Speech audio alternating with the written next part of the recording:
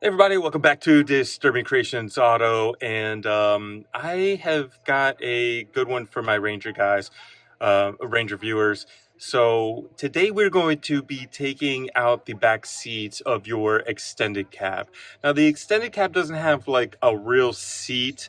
It has like these mini seats in it that fold down from the side. I'm going to show you what they are, but if one of your seats breaks, you're going to have to take it out and replace it. I decided that since I'm building an RV out of an old bus, I'm going to take these two seats and mount them in the bus on the side. That way they fold up. And then if I have a passenger, I could just fold them back down and it comes with the seat belt. So I'm going to show you how to get the seat out and the seat belt if you need to change it. And it's a good idea to use it on another project.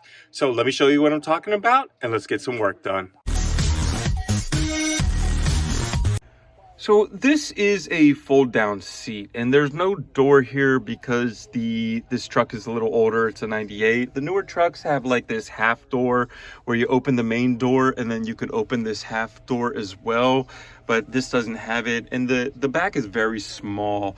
So if you're not using it, then the seat is like this and you can use this small area for cargo, or you can pull the seat down like this and put it up, and then you have a pretty decent seat with a seat belt, and there's a mini seat belt here connected to the seat, and everything works. If you need to take these out to change them, then it's kind of fairly simple. So first thing we're going to do is we're going to just kind of look and see what's going on here.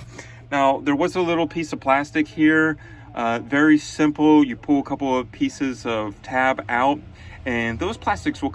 Okay, so after we have those plastics removed, what we're going to do is we look down here and I see 1, 2, 3, 4, 5 bolts. The seat belt is actually connected to the frame, so that's great. If you need to change the whole frame, the whole seat, then this is how you do it, by taking it out. I don't know if you can just take the seat apart itself. So it looks like there's a bolt here and a bolt here. So if this piece is bad, the flip up back piece, you can change that. And there's a bolt here and one on the other side, and that goes to the whole frame. So if this piece is bad, you could take the whole frame out and then disconnect this and keep this piece if you want and just replace this, or you could replace them both by taking this out, or you could take the frame out on the bottom and that gets the whole seat and the seat belt as well. And there's another piece to the seat belt over here, which is the hidden lockup belt buckle piece. So I'm going to go ahead and get these couple of bolts out right here.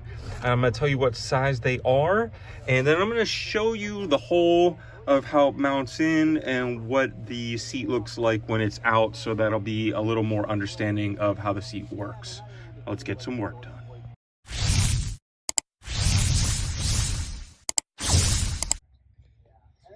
All right, so here is now the section where I took the seat out. So there was 4 bolts here. Yes, 2 snapped. I'm tearing the car apart, but I would go underneath the vehicle and spray. So you can see like through the vehicle. So those bolts are rusty on the bottom. And what I would do is I would spray penetrating oil on all these bolts and this one as well, and the seatbelt bolt, if I was trying to keep all these bolts, because if this was my vehicle and that bolt broke, I now have to drill through this and then use a bolt and put a nut underneath. You don't want to have to do that, so use penetrating oil. But we're tearing the truck apart, so we don't really care about that. Now, 1, 2, 3, 4, 5, and then I think I had to use a 50 Torx to get this out for the seat belt. So it all came out as one unit, which is great because the seat belt here is connected to the seats, and the seat belt on the other side is actually riveted and riveted in here. I didn't want to tear that out because it's connected, and it has this little bit of like a tag here to hold the seatbelt in. So then there's the seat belt. And then what we're gonna do is, for mine, you know, I'll just be able to put this in and put like a 2x4 here to mount it. So it doesn't matter that it has this bump for where the truck is. So then you would just do the opposite. Now, after you got the seat out, I would put the seat belt bolt in first and leave the seat hanging over so you could get to that bolt. Once that's in and installed, then I would go ahead and push the seat in place and put your 5 bolts in, and those were 13s on mine, and the seatbelt was a T50. So if you have a different year, it might be a 15 or something like that, but it's basically the same to take in and take out. And there you go. Now you have the seat. You can change whatever you need. You can pull the plug out here and change the handle. If the handle's broke, you don't have to pull the seat out to do that. But like I said, this is the whole seat unit itself. So I hope this helps somebody. Instead of having to take your truck into the dealership to get it done, you can do it yourself, save some money, put that money into other things that you need for your truck, or take yourself a little vacation for the day and go out and have some fun.